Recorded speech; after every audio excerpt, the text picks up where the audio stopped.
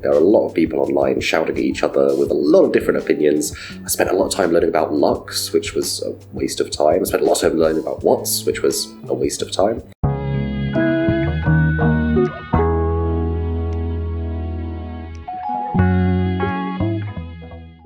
Hello folks, welcome back to Conscious Cannabis. My name is James, and we've got another Q&A Saturday for you. Today, we're looking at the topic of lighting.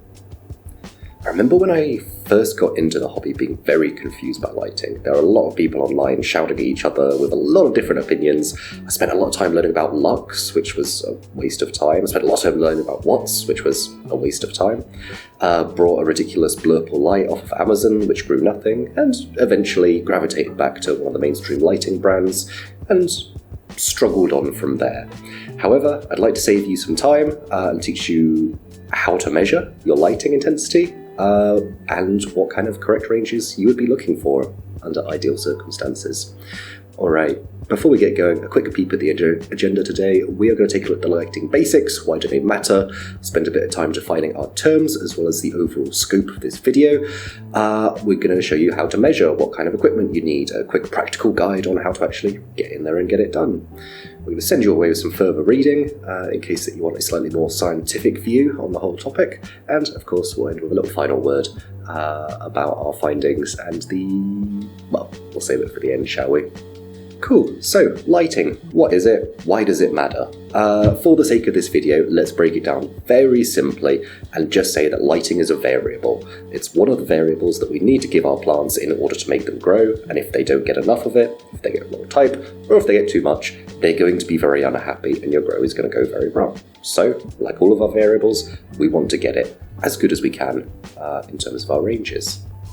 Now, there's a lot of scary terms flying around when it comes to lighting and how to take care of it. I'm just going to talk about three things today: PPFD, DLI, and light schedules.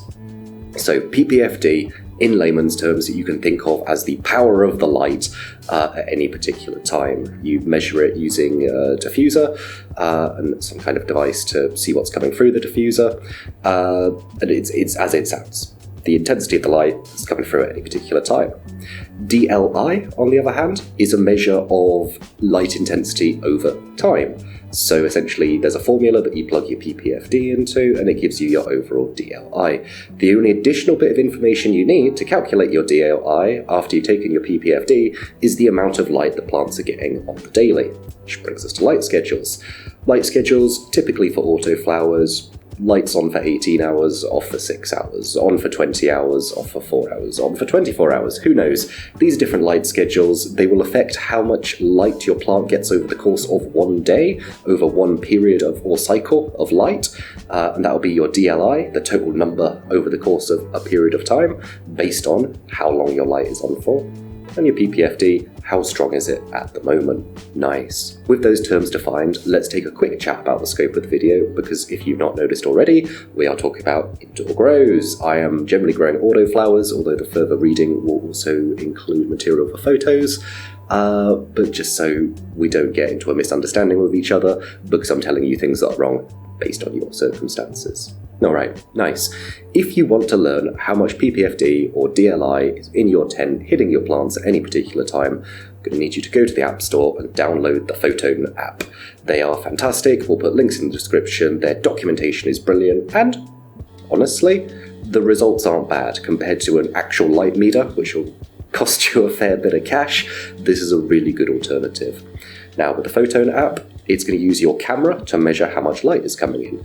But your camera can't really do that by itself. It needs a diffuser, which is a really fancy technical term for a vaguely transparent surface that the light hits. Now, Photone will sell you a little plastic diffuser for about €10, $10 US. Not hot on conversion rates. It's brilliant. I have one. I could recommend it. It increases the accuracy to a point where you really don't need to matter about discrepancies. But if you want to measure right now, today, without waiting, without spending a penny, download the app and follow the instructions in the app to make a diffuser out of paper. Essentially, all you're going to do is take the recommended weight of paper, wrap it around the phone, attach it with some sellotape or some blue tack or however you prefer, and then the paper can act as your diffuser. It will be a little bit less accurate, but still well within the ranges to point you in the right direction. We're going to want to be sure to measure at canopy level. So if you've got a plant with a large central stem, what's at the top is going to be getting a very different light from what's at the bottom.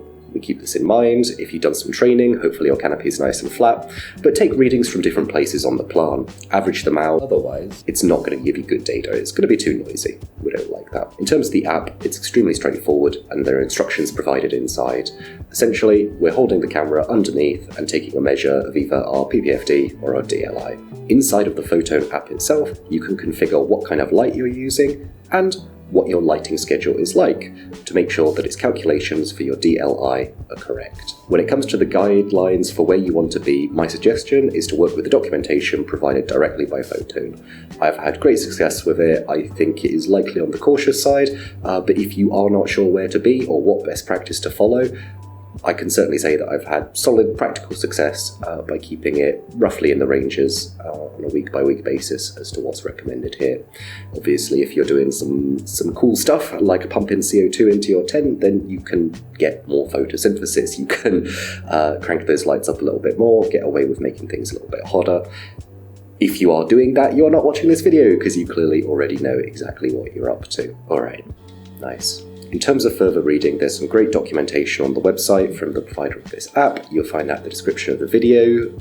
The one that I'll link is about a 10-minute read, and honestly, it will be everything you need to know about your lighting for at least a year. I think my final word on this topic, the recommendations given are conservative. We mentioned that a second ago, right? And definitely you can see other growers using a lot more light, a lot more power, especially for younger plants, seedlings. Seen people having real success with up to 500 ppfd, which for me would torch my seedlings. Essentially, as always, what it comes down to is going to be learning what works best for you, what works best in your environment, what different options are available, and how to actually implement them intentionally in order to make your grow better. Alright folks, it's short and sweet today, but a very simple thing that you can spend a very long time researching if you've not been given a helping hand on where to go. Thank you very much for providing us some of your time. May you be loved, may you be strong, may you feel like you belong.